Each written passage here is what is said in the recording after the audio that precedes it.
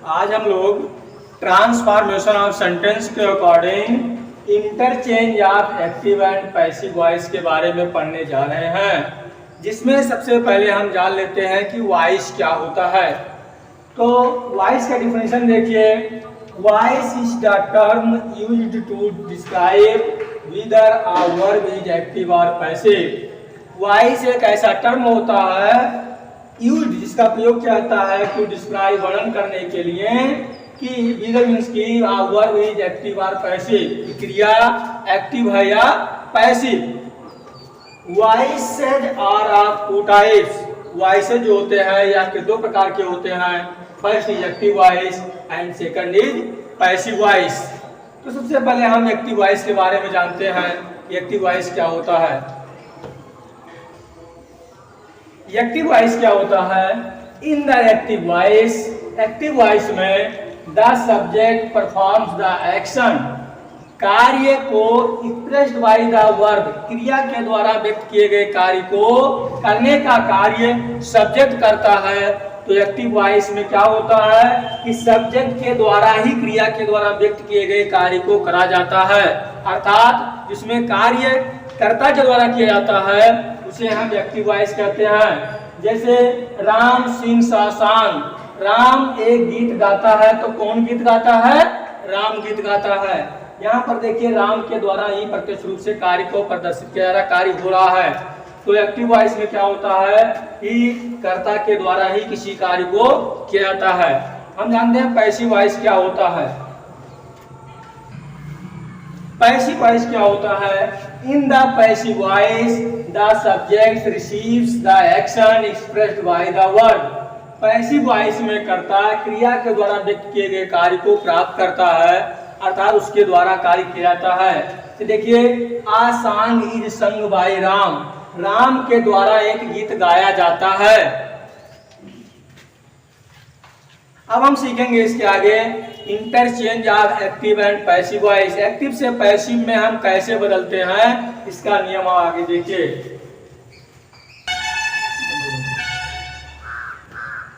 Active से passive में बदलते समय हम क्या करते हैं? सबसे पहले एक्टिव के सब्जेक्ट को हम पैसिव का ऑब्जेक्ट बना देते हैं। एक्टिव के सब्जेक्ट को पैसिव का हम ऑब्जेक्ट बना देते हैं। एक्टिव के ऑब्जेक्ट को पैसिव का हम सब्जेक्ट बना देते हैं। वर्ब का थर्ड फॉर्म प्रयोग किया जाता है और वाक्य के टेंस के अकॉर्डिंग हम सहायक क्रिया का प्रयोग करते हैं। जब एक्टिव का सब्जेक्ट पैसिव का ऑब्जेक्ट बनता है तो उससे पहले ऑलमोस्ट हम बाई का प्रयोग करते हैं। जरूरी नहीं है कि सभी वर्ब के साथ हमेशा बाई का ही प्रयोग हो, लेकिन ज्यादातर केस में क्या होता है कि ऑब्जेक्ट से पूर्व हम बाई का ही प्रयोग करते हैं। तो सबसे पहले देखिए केवल चेंजिंग का होता है, हर टेंस के अकॉर्डिंग हेल्पिंग वर्ब में ही परिवर्तन होता है। तो एक्टिव वॉइस का सब्जेक्ट पैसिव का ऑब्जेक्ट बन गया, पहला चेंजिंग। दूसरा, एक्टिव का ऑब्जेक्ट पैसिव का सब्जेक्ट बन जाता है। टेंस के अकॉर्डिंग हम सहायक क्रिया का प्रयोग करते हैं। वर्ब का थर्ड फॉर्म हमेशा लगाया जाता है और जब सब्जेक्ट को ऑब्जेक्ट के स्थान पर लेकर जाते हैं तो उससे पहले वाई का प्रयोग हो जाता है। Ram sings a song. अब देखिए इसका यहाँ पर आ सॉन्ग एक ऑब्जेक्ट है, इसको हम सबसे पहले लेकर चले गए। उसके बाद अकॉर्डिंग टू टेंस यहाँ पर इज का प्रयोग किया जाएगा। सिंग का थर्ड फॉर्म संग हो गया। राम को ऑब्जेक्ट के स्थान पर लाया जा रहा है, इसलिए हम उसके पहले बाई का प्रयोग कर देते हैं। सबसे बहुत जरूरी बात यह है कि केवल ट्रांजिटिव वर्ब का ही पैसिव वॉइस बनता है, अर्थात जिस क्रियाओं के साथ उसका ऑब्जेक्ट होता है पैसिव वॉइस केवल उन्हीं क्रियाओं का बनता है। तो फिर से देख लीजिए रूल क्या है? Subject plus helping verb plus verb का third form plus by plus object. क्या किया गया? इसका एक्टिव का सब्जेक्ट यहाँ ऑब्जेक्ट बना तो उसके पहले बाई लगाया गया। इसका ऑब्जेक्ट यहाँ का सब्जेक्ट बना तो ये आगे आ गया। टेंस के अकॉर्डिंग इज लगाया गया। वर्ब का third form by plus Ram. A song is sung by Ram, एक गीत राम के द्वारा गाया गया। एक्टिव से पैसिव में बदलने का जनरल रूल, इसमें कोई परिवर्तन नहीं होता है। हमने शुरुआत में ही बताया कि केवल हेल्पिंग वर्ब में ही टेंस के अकॉर्डिंग हम चेंजिंग करते हैं। तो कैसे कैसे परिवर्तन होता है, किस टेंस के लिए पैसिव वॉइस की सहायक क्रिया क्या हो जाती है, यहाँ देखिए आप लोगों को बताया जा रहा है। प्रेजेंट इंडेफिनिट टेंस अगर आता है, जिसको हम सिंपल प्रेजेंट टेंस भी कहते हैं, तो उसके अफर्मेटिव में कोई भी सहायक क्रिया का प्रयोग नहीं किया जाता है। लेकिन जब निगेटिव सेंटेंस आता है तो वहां पर हम डू या डज का प्रयोग करते हैं। प्रेजेंट इंडेफिनिट टेंस के पैसिव वॉइस बनाते समय हम सहायक क्रिया के रूप में इज, एम, आर का प्रयोग किया करते हैं। सिंगुलर नंबर के साथ इज का प्रयोग, आई के साथ एम का प्रयोग और प्लूरल नंबर के साथ आर का प्रयोग करते हैं पैसिव वॉइस में। प्रेजेंट कंटीन्यूअस की सहायक क्रिया एक्टिव की क्या होती है, is, am, are.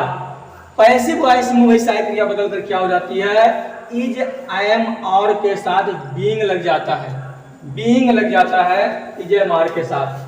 Present perfect tense की सहायक क्रिया होती है एक्टिव वॉइस में हैज और हैव। जब इसका हम पैसिव बनाते हैं तो यही बदलकर हो जाता है हैज या have plus been. Present perfect continuous में क्या होता है, इसकी एक्टिव वॉइस की सहायक क्रिया हैज या हैव बीन होती है। उसका पैसिव में बदलते समय इसके पास किसी सहायक क्रिया का कोई यूज नहीं बचता है, कुछ बचता नहीं है। तो इसीलिए एक्टिव से पैसिव बदलते समय प्रेजेंट परफेक्ट कंटीन्यूअस का पैसिव वॉइस नहीं बनाया जाता है, क्योंकि इसके लिए कोई सहायक क्रिया बची नहीं होती है।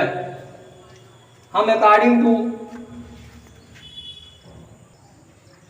पास्ट इंडेफिनिट टेंस में क्या होता है, प्रेजेंट इंडेफिनिट टेंस की तरह इसके भी अफर्मेटिव में किसी सहायक क्रिया का प्रयोग नहीं किया जाता है।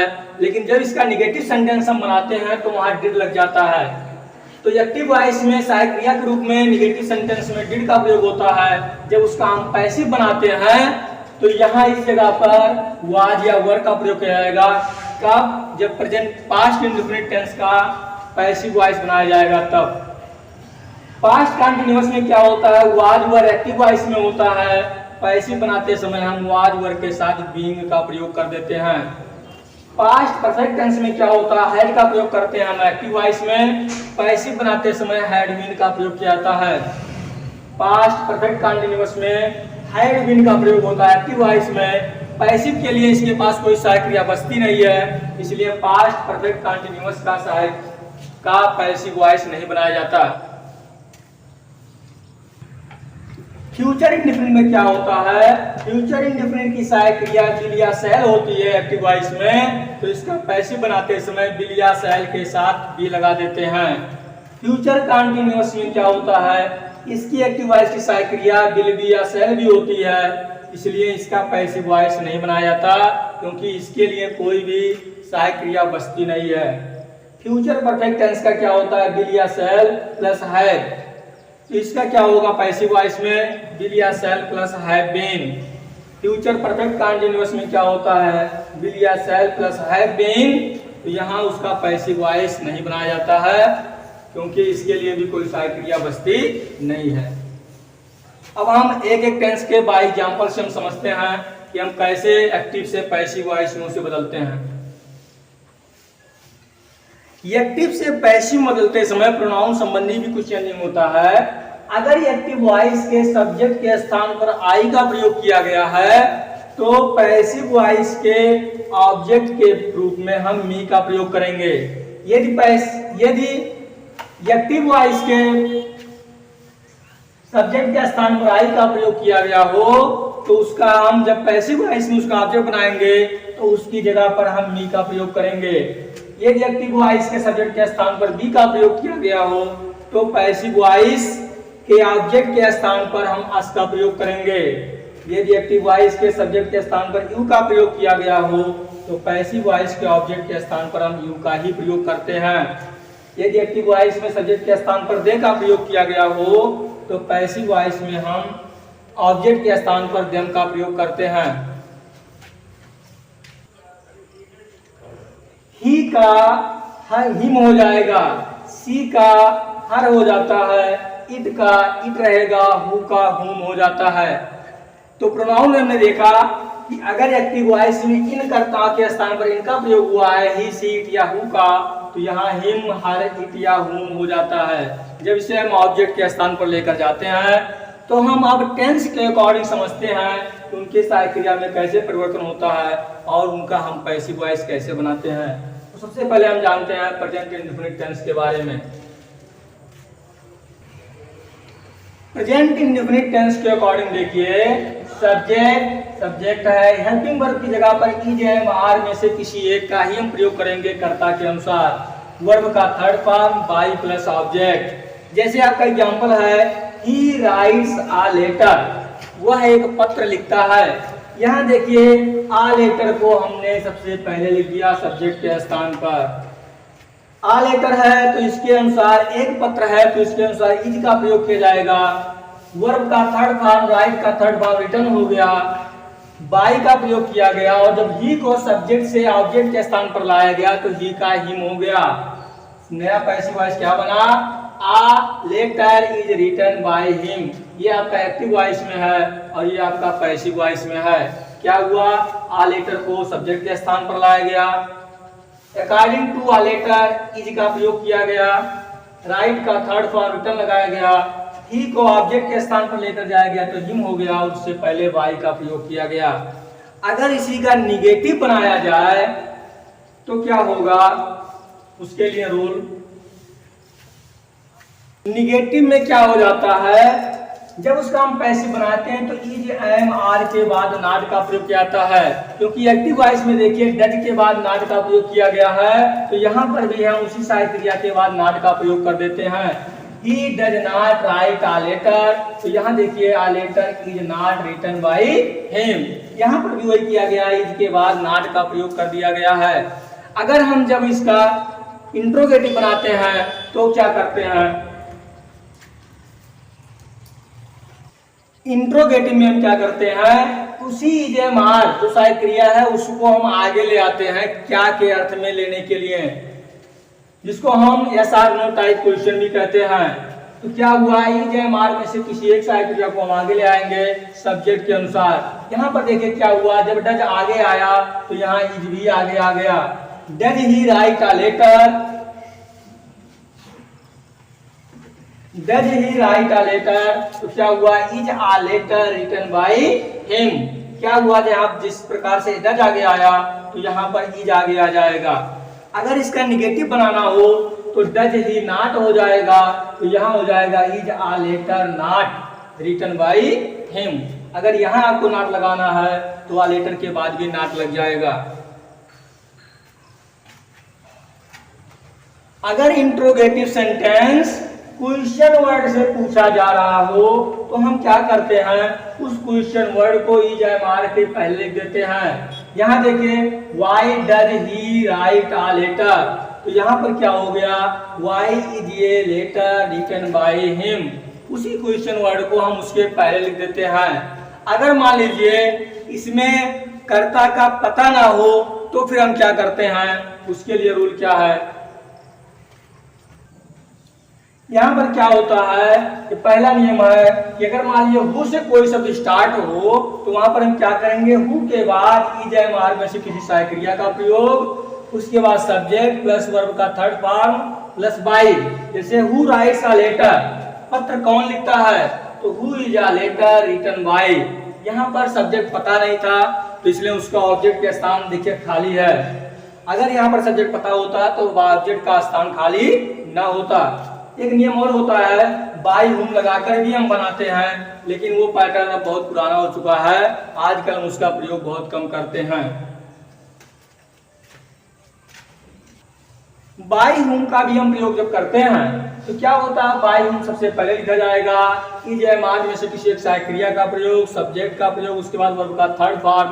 पहले हमने बता दिया कि ऑब्जेक्ट यानी सब्जेक्ट इसका जब नहीं था तो इसका ऑब्जेक्ट भी नहीं होगा, उसका जो स्थान रहेगा वो खाली रहेगा। हु राइट्स अ लेटर, यहाँ देखिए हु को क्या बना दिया गया, by whom, according to a letter is का प्रयोग किया जाएगा, राइट है तो थर्ड फॉर्म रिटर्न हो गया, बाय हुम इज अ लेटर रिटन।